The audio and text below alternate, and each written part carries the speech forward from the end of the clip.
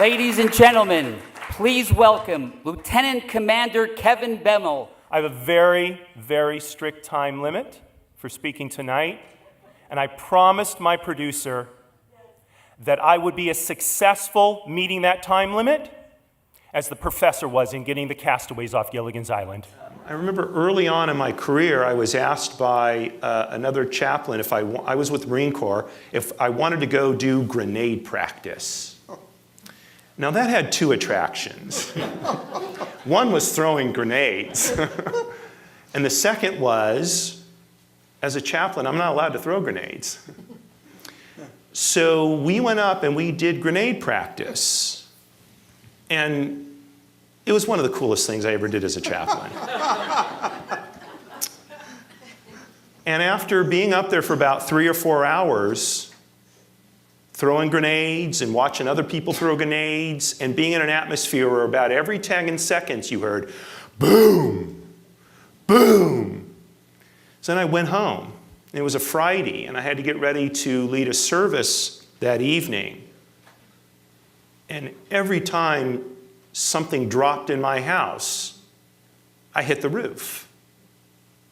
I was like that cat in the Warner Brothers cartoon when the dog comes and barks and he grabs onto the ceiling with his claws.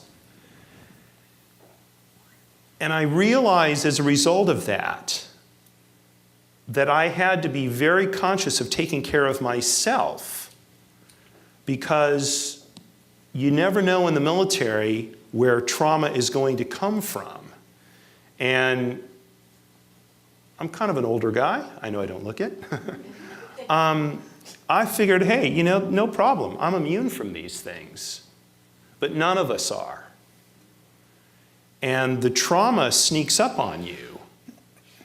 And sometimes you're not even aware that it's a factor. All you know is life just doesn't feel so good right now. 14 years ago, my life took a turn. I was in the Capitol Rotunda with a lobbying group waiting for our tour guides when the DC police swarmed in, shouting, "Out of the building! Now! Move! Move!" We were shocked. And as we left the building, down the stairs, I looked off to the right. Thick black smoke was rising. The Pentagon had been hit. People today, I think, are more interested in helping veterans than ever before, and are probably less equipped to do so than ever before. As somebody pointed out, only 1% of the population has served. Most people are so far removed that, for example, I had school children write letters to the service members I was taking care of. And I was with the Marine Corps at the time, and all the letters were addressed, "Dear Soldier." Now, I'm not saying that the Marine Corps hates the Army, because I don't want to be quoted in official circles as having said that. But Marines are not soldiers, my friends. And sailors are not soldiers. And I know even when I'm addressed as, soldier, it rankles me because I'm not a soldier, I'm a sailor. Nothing against soldiers, they're fine. But that's not me. And I feel like the person is pushing me away, even though I know they want to be embracing.